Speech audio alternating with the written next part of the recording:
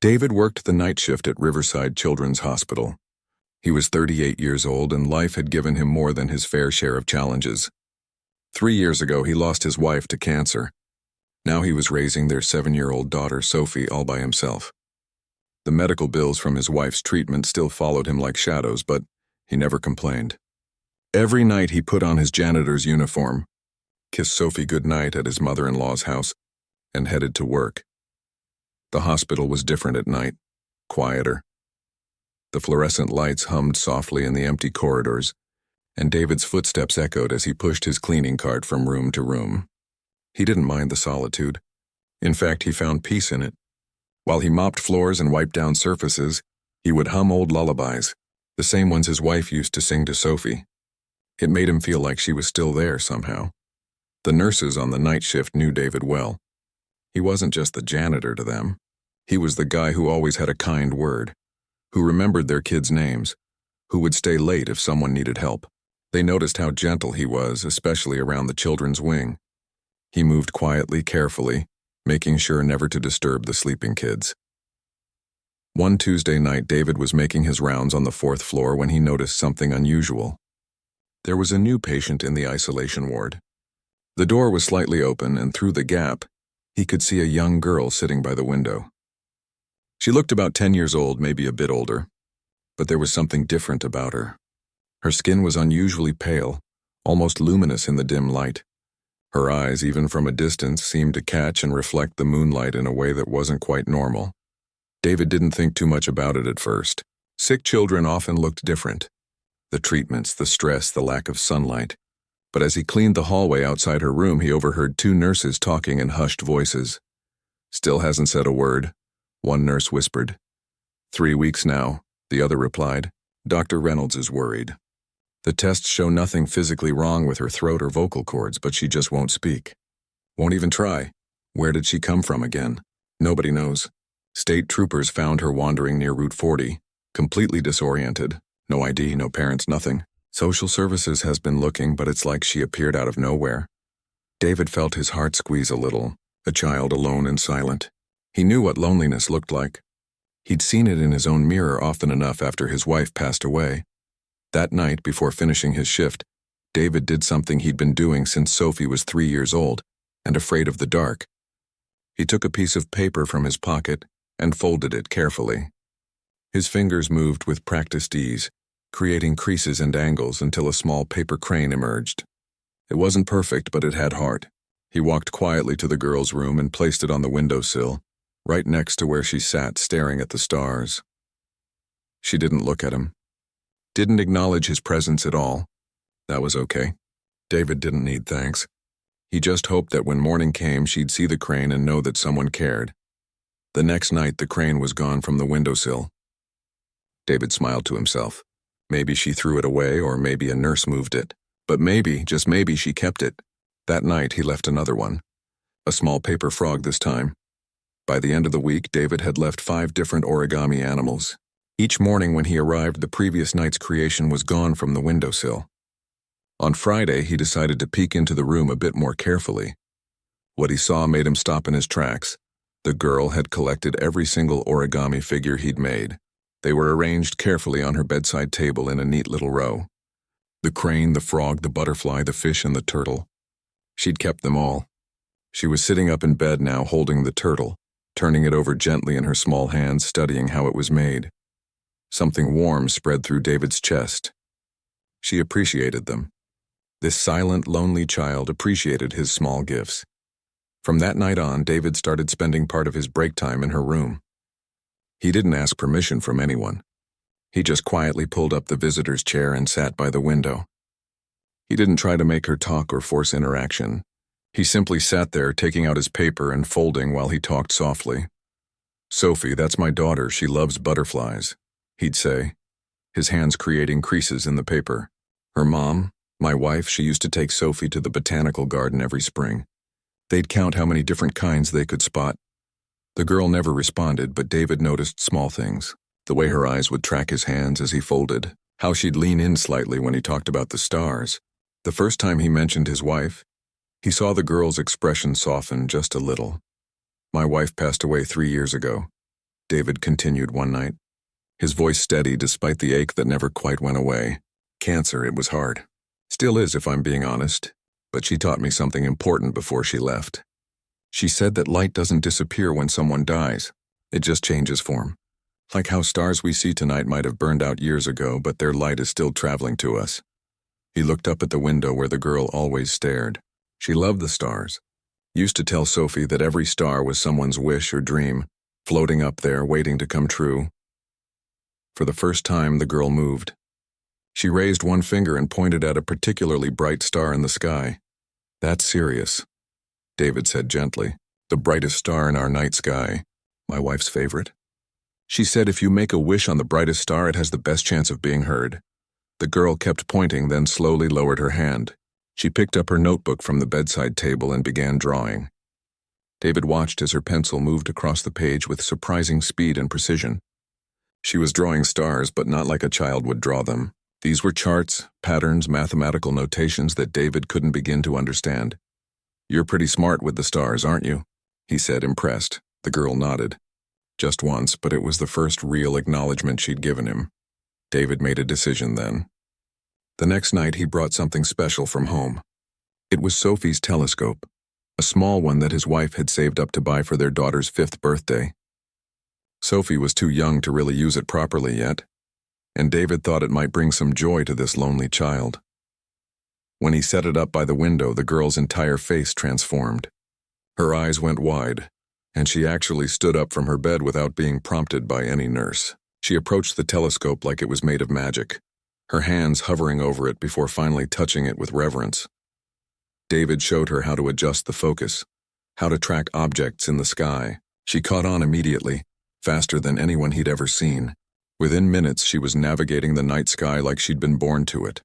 That night, David left the hospital with a lightness in his step he hadn't felt in months. He didn't know who this girl was or where she'd come from, but he knew one thing for certain. She wasn't just looking at the stars. She was searching for something among them, and somehow David felt like he was meant to help her find it. The weeks that followed changed everything, though David didn't realize it at the time. He'd settled into a new routine. Every night after finishing most of his cleaning duties, he'd spend 20 minutes in room 447 with the silent girl. The hospital staff had started calling her Patient 47 since nobody knew her real name. David just thought of her as the kid, or sometimes Little Star, though he never said that out loud. Dr. Patricia Okoye, the head pediatrician, had noticed David's visits. At first she was concerned. Hospital policy was strict about non-medical staff interacting with patients, especially vulnerable children. But then she noticed something in the girl's charts that made her pause. Every night, right around 10:30, Patient 47's vital signs would stabilize. Her heart rate, which was usually erratic and elevated, would drop to a normal rhythm. Her brain activity, monitored constantly due to her mysterious neurological symptoms, would show organized, almost peaceful patterns. Dr. Okoye checked the night logs and realized these changes coincided exactly with David's visits. She made a quiet decision. She wouldn't report the visits. Instead, she'd document them as environmental therapy and let it continue. Whatever this janitor was doing, it was working better than any medicine they'd tried. David had no idea about any of this. He just kept showing up, kept folding paper, kept talking, and slowly the girl began to change. It started small. One night, David was folding a paper boat, telling a story about taking Sophie to the lake the previous summer, when he felt something touch his hand. He looked down and saw the girl's small fingers resting lightly on his wrist. She wasn't looking at him, still focused on the origami, but the gesture was clear. She was connecting. Another night, David arrived to find that she'd attempted her own origami. They were clumsy, the folds uneven, but sitting on her bedside table were 3 paper shapes that might have been birds, or maybe planes. David picked one up carefully. "Did you make these?" he asked, knowing she wouldn't answer but hoping anyway. The girl nodded, and for the first time, David saw something that might have been pride flicker across her face. "They're beautiful," he said honestly. "Better than my first attempts. Want me to show you some tricks?" She nodded again, more eagerly this time. They spent the next hour in comfortable silence, folding together. David would make a fold, then guide her hands to repeat it. Her learning speed was remarkable. By the end of the session, she was making paper cranes almost as good as his. But it was her drawings that really fascinated David. Every night, her notebook filled with more complex diagrams. Star charts, mathematical equations, symbols that looked like no language David had ever seen. Some of the drawings showed what looked like a solar system, but with planets arranged in ways that didn't match anything David remembered from Sophie's school books. "Are these real places?" David asked one night, pointing to a particularly detailed drawing. "Or are you making them up?" The girl stared at the drawing for a long moment. Then she pointed up, toward the ceiling, toward the sky beyond it. Her meaning was clear. Up there, somewhere out there. David felt a chill run down his spine. "Are you saying these are real? Like actual planets and stars?" She nodded slowly, then began drawing faster. She sketched what looked like a spacecraft, sleek and strange. Then she drew a small figure clearly meant to be herself, separated from the craft. She drew impact, confusion, fear. The pencil moved frantically now, and David realized she was trying to tell him her story. "You came from somewhere else," David said quietly. It should have sounded crazy, but somehow, looking at this strange, brilliant child, it made perfect sense. "You came from up there and something went wrong." The girl stopped drawing. She looked at David directly for the first time since he'd met her. Her eyes were filled with such deep sadness and longing that it nearly broke his heart. "And you can't get back," he added softly. A single tear rolled down her cheek. David did what any father would do. He pulled the girl into a gentle hug. She stiffened at first, surprised, but then slowly, carefully, she leaned into it. Her small body shook with silent sobs. "Hey, it's okay," David whispered. "You're not alone anymore. I've got you. We'll figure this out." Of course, David had no idea how they'd figure it out. What was he supposed to do, call NASA?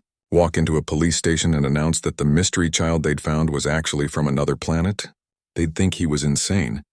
But something had shifted between them that night. The girl began engaging more. She'd point at things she wanted to see through the telescope. She'd tap David's arm when she wanted him to fold a particular animal. She even started drawing pictures specifically to show him, pointing at elements and waiting for his reaction. David brought books from the library. Space books, astronomy guides, science fiction novels with pictures of alien worlds.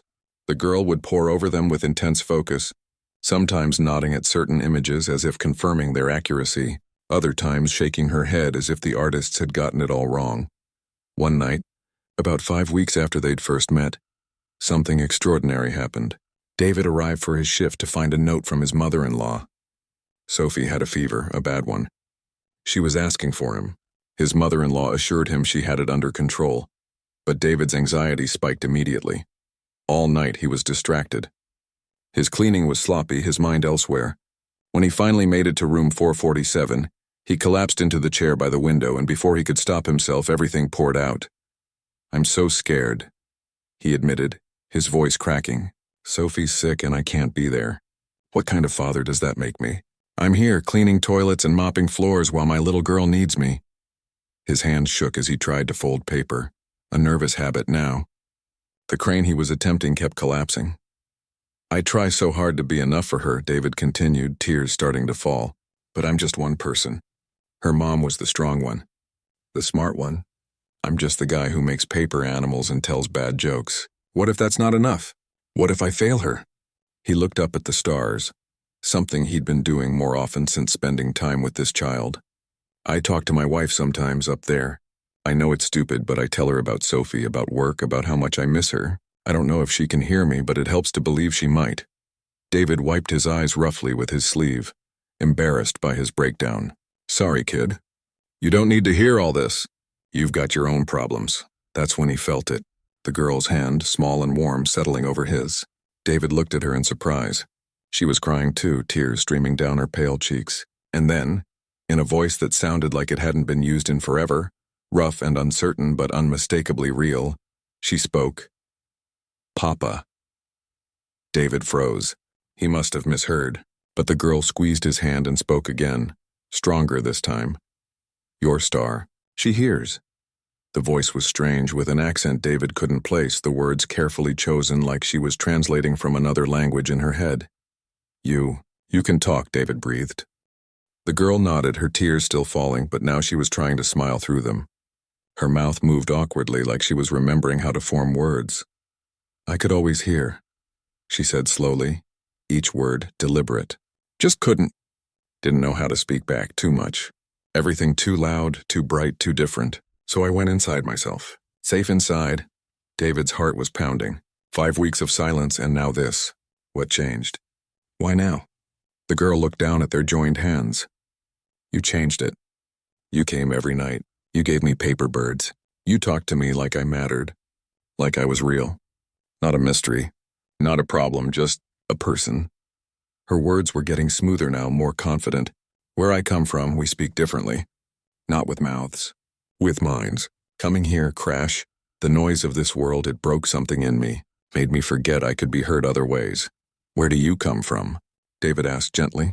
The girl pointed at the sky again, then touched her notebook. She flipped to a page filled with star charts. Far, very far. My name is Elara. I'm a princess of the Celestian people. David should have been skeptical. Should have thought this was a fantasy. A coping mechanism from a traumatized child. But looking into her unusual eyes, hearing the absolute certainty in her voice, he believed her. What happened to you, Elara? She took a shaky breath. I was sent as emissary, to study Earth, to see if your people were ready for contact. But during atmospheric entry, our ship hit unexpected magnetic storm. I was separated. Crashed alone. My escort thinks I'm dead. They had to leave. Protocol. And your family? Elara's face crumpled. My mother. The Empress. She must think I'm gone. I had device to communicate, but it was lost in the crash. I've been trying to signal, trying to reach home, but I don't know if anyone is listening. David squeezed her hand. I'm listening. And we're going to figure this out. I promise. You believe me? Elara looked surprised. Kid, at this point, it's the only thing that makes sense. You're too smart, too different, too everything to be from around here. David managed a small smile. Plus, no kid on Earth draws star charts like yours. Elara laughed. It was a rusty sound, unpracticed but genuine. You remind me of my father. He died when I was small. But he used to make things with his hands, too. Not paper. Crystal formations. He'd grow them just to watch them sparkle. I'm sorry you lost him. I'm sorry you lost your wife. They sat in comfortable understanding. Two people who knew the weight of loss. You called me Papa, David said quietly. Before, when you first spoke, Elara blushed, her pale skin showing color for the first time. I'm sorry. That was presumptuous. It's just, you care for me like family. Like I matter to you beyond duty or curiosity. That's what fathers do. What mine did. David felt his throat tighten. You do matter to me, Elara. You matter a lot. What David didn't know, couldn't possibly know, was that every moment of this conversation was being witnessed by someone else, someone very far away, watching through eyes that weren't her own. Empress Thea sat in the quantum observation chamber of the Celestian Palace, surrounded by her advisors and military commanders. For 5 weeks she had maintained constant vigil, watching through the neural link that connected her to her daughter. The link was one way. She could see everything Elara saw, feel echoes of what she felt, but she couldn't communicate back. It was a parent's worst nightmare, watching your child suffer and being unable to reach them. The Empress had watched the crash, had felt her daughter's terror as she tumbled through Earth's atmosphere, had experienced the sensory overload that drove Elara into selective mutism. For weeks she'd watched her brilliant daughter sit in silence, surrounded by strange beings who poked and prodded her with primitive instruments. And then David appeared. At first, the Empress barely noticed him. Just another human doing his job. But then he left the paper crane. And another. And another. And he started sitting with Elara, talking to her, treating her with such gentle respect that it made Thea's heart ache. She watched David fold paper while sharing stories of his own loss. She learned about his wife, about Sophie, about the bills he couldn't pay and the life he struggled to maintain. She watched him bring the telescope, sacrifice his break time, offer his kindness to a child who couldn't even thank him. The Celestian court had debated intervention. They'd located Elara within days of the crash, but the Empress had been cautious. Earth was still developing, not ready for open contact. A military extraction could trigger planetary panic. They needed to wait for the right moment. But watching her daughter through David's care, the Empress began to understand something profound. This human, this simple janitor with his paper animals and sad eyes, was giving Alara something the entire Celestian Empire couldn't provide. Genuine, unconditional human connection. Tonight, when Alara finally spoke, when she called David Papa and he responded with pure love, Empress Thea broke down completely. In front of her entire court, this powerful ruler who had led her people for decades, who commanded fleets and governed star systems, wept openly. This man, she said to her assembled advisors, her voice thick with emotion, this human who has nothing, who struggles just to survive, he gave everything to my daughter. He didn't know who she was. Didn't expect reward or recognition. He just saw a lonely child and decided she deserved kindness. General Corvex, head of the Celestian military, shifted uncomfortably. Your Majesty, we should extract the princess immediately now that we have confirmation she's alive and recovering. No, the Empress said firmly. Not yet. Not like that. But Your Majesty, I said no. Thea stood, her robes flowing around her like liquid starlight. This David, this janitor, he saved my daughter's spirit. Our technology, our medicine, none of it could reach her. But his paper birds did. His stories did. His consistent, quiet presence did. She turned to face her council, and they could see the determination in her eyes. We will not snatch Alara away in the night like thieves. We will reveal ourselves properly. We will honor this human who showed more nobility than most beings I've encountered in my lifetime of rule. You want to make first contact because of a janitor? One advisor asked incredulously. I want to make first contact because this janitor proved that Earth has something we need to acknowledge, pure kindness that expects nothing in return. If one human can possess such grace, then perhaps this planet is more ready than we thought. The Empress made her decision. 3 days after Alara spoke her first words, David arrived at work to find the hospital in chaos. There were military vehicles parked outside, but not in a threatening way. More like a perimeter, protective rather than aggressive. News helicopters circled overhead, and even through the hospital's thick walls, David could hear the distant roar of gathering crowds. What's going on? He asked Linda, one of the night nurses who looked absolutely terrified. Nobody knows, she said, clutching her clipboard. There's something in the sky, something big. It's been there since sunset, just hovering over the city. They're saying it's not one of ours, not Russian, not Chinese, they don't know what it is. David's blood ran cold. He knew exactly what it was. He ran to room 447, his cleaning cart abandoned in the hallway. Alara was standing by the window, her face pressed against the glass, looking up at something David couldn't see from this angle, but he could see the tears streaming down her face and the smile, wide and brilliant, that transformed her entire expression. They came, she whispered. My mother came. Alara, what's happening? She turned to him, and her eyes were shining. The Empress doesn't make mistakes. She waited, watched. Now she's here. For me, but also for you. Me? Why would your mother care about me? Before Alara could answer, Dr. Okoye burst into the room, followed by 2 men in military uniforms. Mr. Chen, we need you to come with us immediately. What? Why? I didn't do anything wrong. You're not in trouble, one of the military men said quickly. But there's been a communication from the ship. They've asked for you specifically, by name. David's head spun. How do they even know my name? Alara took his hand. The neural link.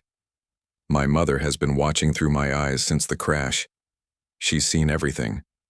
Every origami bird, every story, every kindness. She squeezed his fingers. She's seen you, David. Really seen you. And now she wants to meet the man who saved her daughter. They were escorted to the hospital's roof, where a helicopter was waiting. Dr. Okoye came too, along with several military officials and government representatives who had arrived in the past few hours. Sophie's name kept running through David's mind. He'd called his mother-in-law from the elevator, told her to keep Sophie inside, to not be afraid, that everything would be okay. He hoped he was telling the truth. The helicopter rose above the city, and David got his first clear view of the ship. It was massive, easily the size of 3 football fields, hovering silently about 1,000 feet above downtown. It didn't look like the flying saucers from movies. It was elegant, organic almost, its surface rippling with patterns that reminded David of water and light. As they approached, a section of the ship's underside began to glow. A beam of soft light extended downward, and the helicopter pilot carefully maneuvered into it.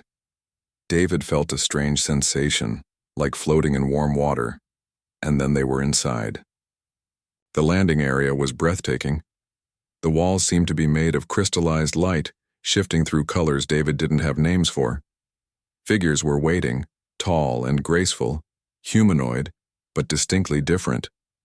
Their skin had that same pale luminescence as Alara's, and their eyes were large and expressive, but David only had attention for one figure. She stood at the center of the delegation, and there was no mistaking who she was. She wore robes that seemed to be made of captured starlight, and she carried herself with the unmistakable bearing of royalty. But her eyes, when they landed on David, were filled with tears. Empress Thea approached him directly, bypassing all the military officials and government representatives. She moved with purpose until she stood directly in front of David, this simple janitor in his worn uniform still carrying the faint smell of cleaning supplies. And then, in front of her entire delegation, in front of the shocked human witnesses, the Empress of the Celestian people knelt. The reaction was immediate. The Celestian guards moved forward in shock. Alara gasped, and the human officials froze in confusion. But the Empress ignored them all, her eyes fixed on David. "You saved my daughter," she said, her voice carrying the weight of absolute sincerity. Her English was perfect, though her accent was similar to Alara's. "Not her body. We could have healed that. You saved her spirit. You gave her reason to speak again, reason to hope. You reminded her what connection feels like." David, completely overwhelmed, didn't know what to do. "Your Majesty, please, you don't need to kneel. I just did what anyone would do." "But they didn't," Thea said simply. "For 3 weeks my daughter sat in that room and countless people passed by. You were the one who stopped. You were the one who saw not an alien princess, not a medical mystery, but a lonely child who needed kindness." She rose gracefully and gestured to her delegation. "I have been Empress for 43 Earth years. I have met beings from 100 worlds. I have witnessed great acts of courage and sacrifice, but I have never seen anything quite like what you did." "I just made paper animals," David said weakly. "You made time," the Empress corrected, "when you had none to spare. You made connection when you had every reason to guard your heart. You shared your grief, your stories, your hope with a stranger who couldn't even respond. Do you understand how rare that is? In any world, in any species." David thought about the nights sitting by Alara's window, the hours folding paper, the stories about his wife and daughter. He hadn't thought of it as anything special. It was just what felt right. "Where I come from," the Empress continued, "we measure worth by wisdom, by strength, by advancement. But watching you through my daughter's eyes, I learned something. True nobility isn't about power or position. It's about this." She gestured, between David and where Alara now stood watching with pride. "It's about choosing compassion when the world gives you every excuse not to." One of the Celestian advisors stepped forward, carrying a case made of that same crystallized light material. "Your Majesty, the offerings." Thea opened the case, revealing objects that made the human officials gasp. There were crystals that pulsed with inner light, devices whose purpose David couldn't begin to guess, and what looked like medical equipment far beyond anything Earth had created. "We have technology that could heal your daughter completely," the Empress said. "Medical advances that could eliminate your debt, ensure her health for a lifetime. We have methods of energy production, disease elimination, things that could change your entire world." David looked at the case, understanding the magnitude of what was being offered. Sophie could be well, really well. No more fevers, no more worries. He could give her the life his wife had dreamed of. "We want to establish formal relations with Earth," Thea continued, "and we would like you to serve as the initial liaison, a bridge between our peoples. You would be well compensated, honored, remembered in history." David's mind raced. This was everything he'd struggled for, handed to him on a silver platter. He could change Sophie's life, his life, maybe even help change the world. But as he stood there, surrounded by all this incredible technology and power, he found himself thinking about something else entirely. "Can you teach me that zero-gravity crane fold?" he asked suddenly. "The one Elara was showing me yesterday. I can't figure out how to make the wings fold right when there's no down." The entire chamber went silent. Then Elara burst out laughing, a bright, joyful sound that echoed through the space. The Empress stared at David for a long moment, and then she began to laugh too. It started as a chuckle but grew into genuine, delighted laughter. Soon, the entire Celestian delegation was smiling, and even the nervous human officials cracked grins. "You're offered the treasures of an advanced civilization," Thea said, wiping tears of mirth from her eyes. "And you want to know about paper folding techniques?" David shrugged, feeling his face heat up. "Well, I mean, the other stuff is great too. But Elara spent 20 minutes yesterday trying to show me, and I still don't get it. It's driving me crazy." The Empress shook her head, still smiling. This is why you were the one who reached her. You see what matters." She gestured to one of her attendants. "Commander Vryn is actually quite skilled at origami. He picked it up from observing Earth cultures. He would be honored to teach you."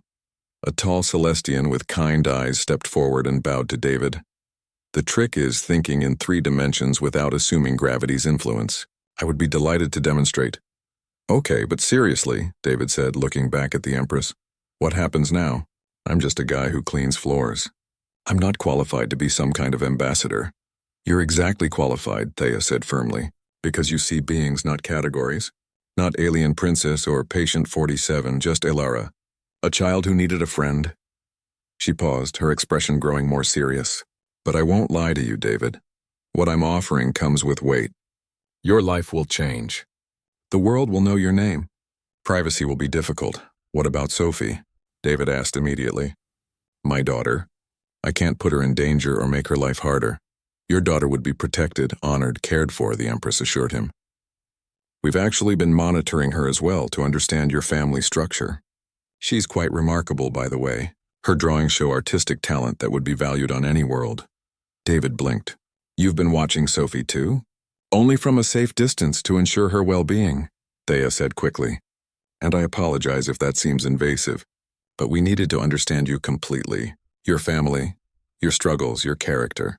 First contact is too important to risk on someone untested." One of the human officials, a woman in a general's uniform, cleared her throat.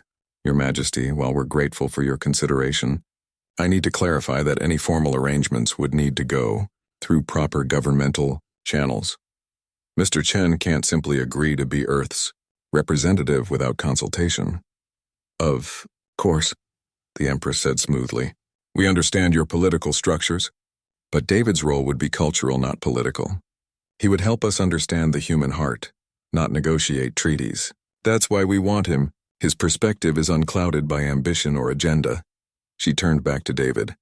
"I'm not asking you to decide tonight. Take time, think about it, discuss it with your family. But know this, whether you accept or not, my daughter's medical needs will be addressed. Your daughter's health will be ensured. Your financial burdens will be lifted. These things are gifts, not payment. You owe us nothing." "I can't accept that," David protested. "It's too much." "You already gave me more," the Empress said softly. "You gave me back my daughter's voice. How do you put a price on that?" Elara, who had been quiet through most of the exchange, suddenly ran forward and hugged David tightly. "Please say yes," she whispered. "Not for them, for us. I don't want to lose you. You're my Earthfather now. That matters." David's arms came around her automatically, and he felt his eyes sting with tears. This strange, brilliant child had become part of his heart so quickly. The thought of never seeing her again hurt in a way he hadn't expected. "I need to talk to Sophie," he said finally. "She gets a say in this. She's already lost her mom. I won't make major life decisions without including her." The Empress nodded approvingly, spoken like a true parent. "Take her home, Elara. Let them talk as a family. We'll remain here, visible but not threatening. The world will need time to adjust to our presence anyway." What followed was the strangest night of David's life. He was flown back to his mother-in-law's house in a Celestian transport that made no sound and moved so smoothly he barely felt motion. Elara came with him, along with 2 Celestian medical specialists who examined Sophie with devices that looked like toys but apparently could diagnose and treat everything from her current fever to potential future health issues. Sophie, to her credit, took the whole thing remarkably well. She was 7 years old and had just met actual aliens. But her main concern was whether Elara wanted to see her room, and if they could be friends. The 2 girls bonded instantly. Elara taught Sophie how to fold a paper crane that could actually flap its wings, using some kind of microtechnology embedded in the paper. Sophie showed Elara her collection of drawings and her mom's old telescope. They laughed and talked like they'd known each other forever. Watching them, David felt something settle in his chest. This was right. Somehow, impossibly, this was exactly where they were supposed to be. Later, after Sophie was asleep with Elara curled up in a sleeping bag on her floor like any normal sleepover, David sat with his mother-in-law in the kitchen. "This is insane," Rita said, shaking her head. "Absolutely insane. Aliens, real aliens. And they want you to be their friend." "I know. Your life will never be the same." "I know that too." Rita studied him carefully. "But you're going to say yes, aren't you?" David thought about Elara's face when she spoke for the first time. About the Empress kneeling before him. About Sophie giggling upstairs with her new best friend. About his wife who used to say that people were put in each other's paths for a reason. "Yeah," he said quietly. "I think I am." The next morning, David returned to the Celestian ship with his answer. The Empress received him in a smaller chamber this time, more intimate. Elara stood beside her mother and the resemblance was striking. "I'll do it," David said simply, "but on some conditions." "Name them," Taya said. "Sophie comes first. Always. If this ever puts her in danger or makes her unhappy, I walk away." "Agreed. I keep my job at the hospital. Maybe not full-time, but I don't abandon them. Those kids need someone who cares."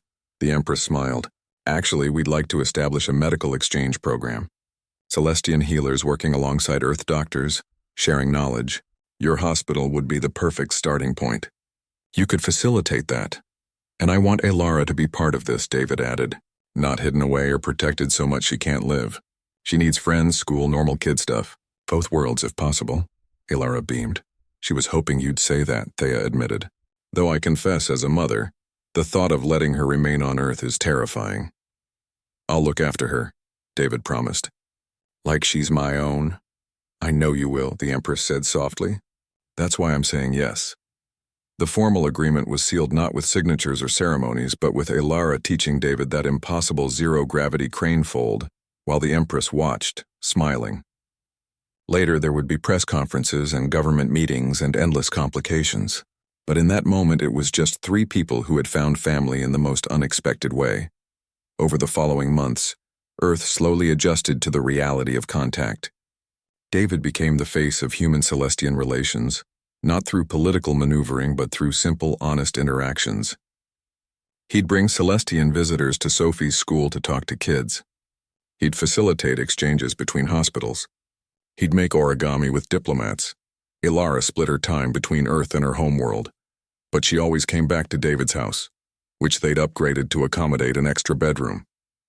She called him Dad now without hesitation, and Sophie had a sister she'd never expected but treasured completely. One evening, about 6 months after first contact, David stood in his backyard with both girls looking up at the stars. The Celestian ship was gone now, returned home, but David knew they could call it back anytime. Communication was instant now, distances meaningless. "You know what's funny?" David said to the girls. "A year ago I was just a janitor worried about paying bills. Now I'm apparently making history." "You were always making history," Elara said.